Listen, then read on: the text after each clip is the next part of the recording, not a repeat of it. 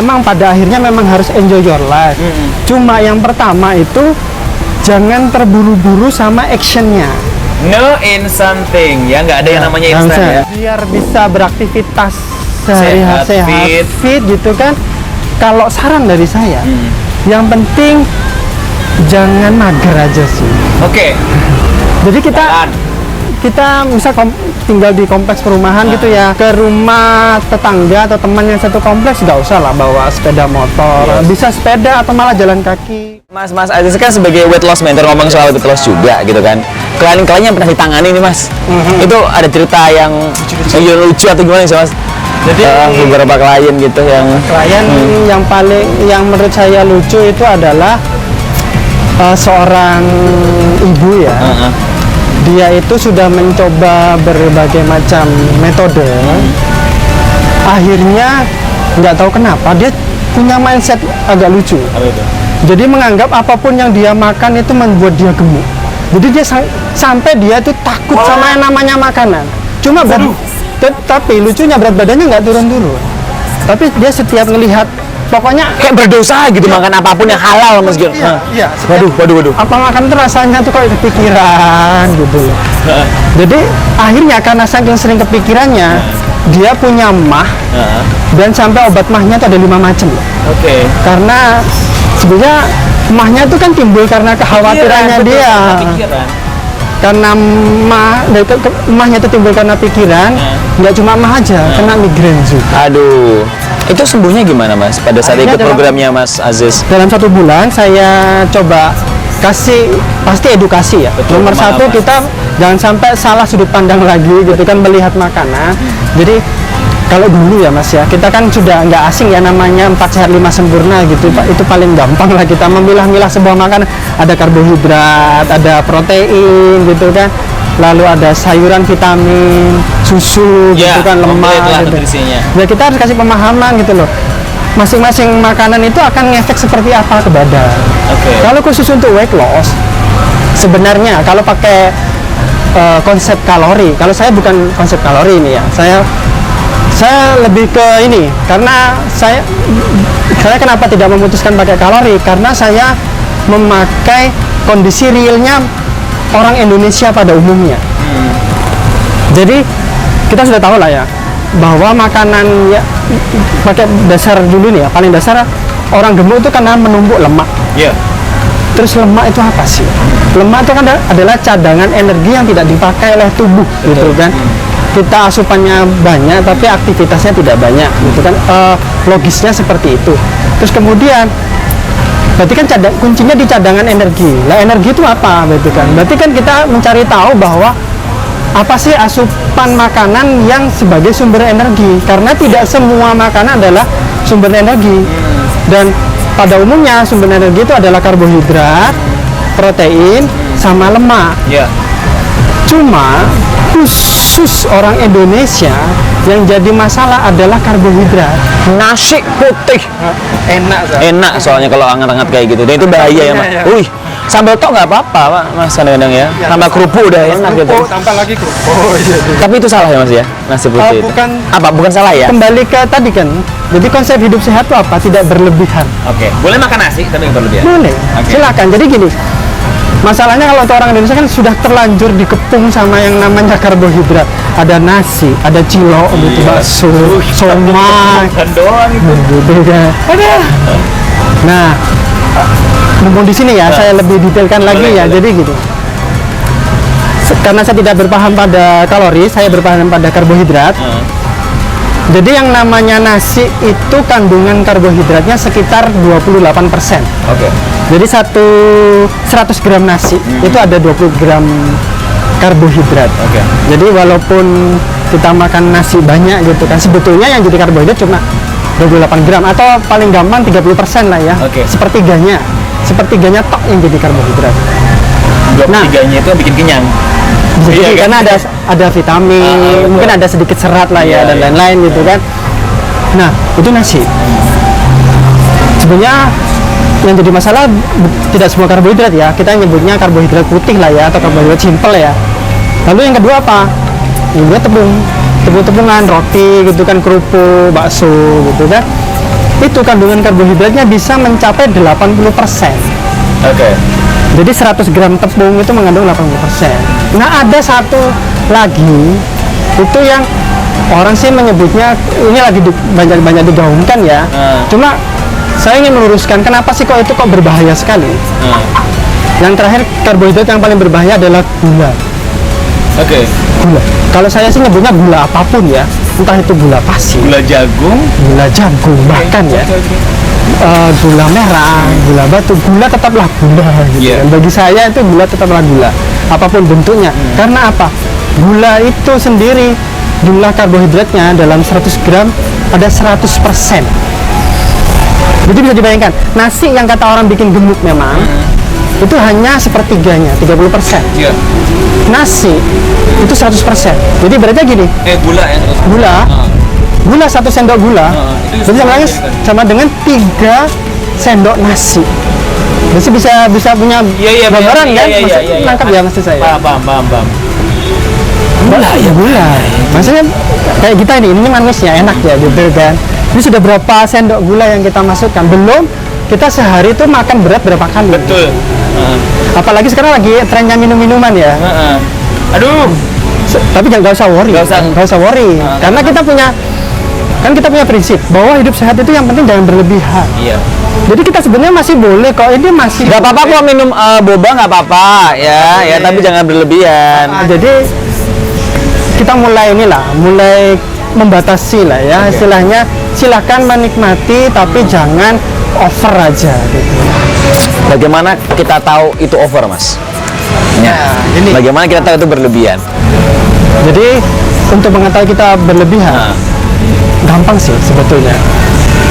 Kita kerasa kok ke badan. Misalnya ke saya sendiri ya, kayak ke saya sendiri ya. Karena saya basicnya weight loss ya. Baju. Oh itu apa ya? Sudah tanda ya? Oh, iya. celana. Kita gini, kita dalam seminggu, 2 minggu atau sebulan lah, kok mulai agak sesek. Sebenarnya udah ngasih tahu gitu loh. Yang kita asup udah over gitu loh. Sudah ngasih tahu. Nah ini sebetulnya unik kalau kita pakai alarm baju. Kenapa orang setiap tahun berat badannya naik? Atau banyak orang menjudge bahwa saya setelah menikah berat badannya naik gitu. Karena bahagia. bukan jawaban deh kayaknya. Semua harus kan. nggak bahagia. Nah itu dia kan, dimasakin, disediain, tapi makan terus. Nah, yang sering terjadi adalah baju itu sudah ngasih alarm. Misalnya kita sebelum menikah adalah ukurannya M. Nah, kita makan nih bahagia gitu kan, makannya banyak. Kan sudah mulai nggak cukup nih bajunya M. Nah gini, kayak Mas Amal deh. Ketika atau orang kebanyakan ya, ketika bajunya sudah nggak cukup, Mas Amal pilih yang mana? Satu, beli baju yang ukuran di atasnya, atau mulai ngurangi asupan makanan, atau mulai program apa? Oke, kalau pas lagi perlu banget ya, akhirnya beli yang ukuran di atasnya, Mas. Iya kan. Dulunya M, L gitu. Ya udahlah, gimana lagi? Tapi kan baju kan dipakai terus nih. Tahun ini L. Nggak mungkin dong nanti naik lagi, jangan. Terus, nangkap ya maksud saya. Jadi akhirnya setelah padahal sudah L, sudah ganti L. Tahu-tahu kan karena asupan tidak dijaga gitu kan, tubuh sudah ngasih alarm lagi, baju sudah penuh, sudah nggak cukup lagi. Apa yang terjadi? Bukan ngecilin badan atau mulai ngerem atau mulai introspeksi diri, belilah ukuran XL. Iya. Jadi ketemu nih, kenapa kok tiap tahun kita itu berat badannya naik? Karena badan sudah ngasih alarm, tapi kita abaikan. Gitu kan. Jadi yang awalnya M, L, XL, Padahal sadarnya itu memang kita harus yang nurunin berat badan sih, Mas ya, kayak gitu kan. Makanan cukup, berlebihan cukup. Oke. Kalau sudah seperti ini, artinya kan banyak yang diluruskan di masyarakat. Mulai dari gaya hidup sehat bukan berarti kita ngoyo, gitu kan. Ngotot olahraga juga nggak baik karena kita nggak menikmati. Kemudian kalau ngomong makanan, kalau terlalu sehat nggak ada rasanya padahal kita punya selera kan juga nggak baik buat tubuh juga. Saya nggak makan kalau nggak ada asin atau gurih, sepaneng saya ngamuk-ngamuk. Mana ada hotel-hotel rasanya plain kayak gitu kan, nggak mungkin, Mas ya.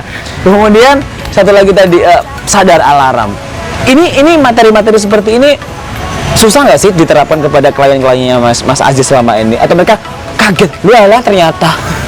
Sebetulnya tidak mudah, serius. mudah ya? Karena gini, kita tuh terbiasa ini loh, terbiasa dikasih cara, terlalu fokus sama SOP istilahnya, terlalu fokus pokoknya tekniknya gini, Iya. metodenya begini, terus diikutin aja. Jadi gini, saya sebenarnya yang perlu digarisbawahi, kadang orang-orang itu terlalu sibuk membentuk kebiasaan, terlalu sibuk membentuk habit untuk hidup sehat, tapi lupa untuk memahami. Wow. Ya kan?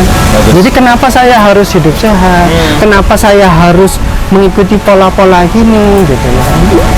Hanya just follow the rule aja gitu kan. Hanya ngikutin aturan tapi tidak sampai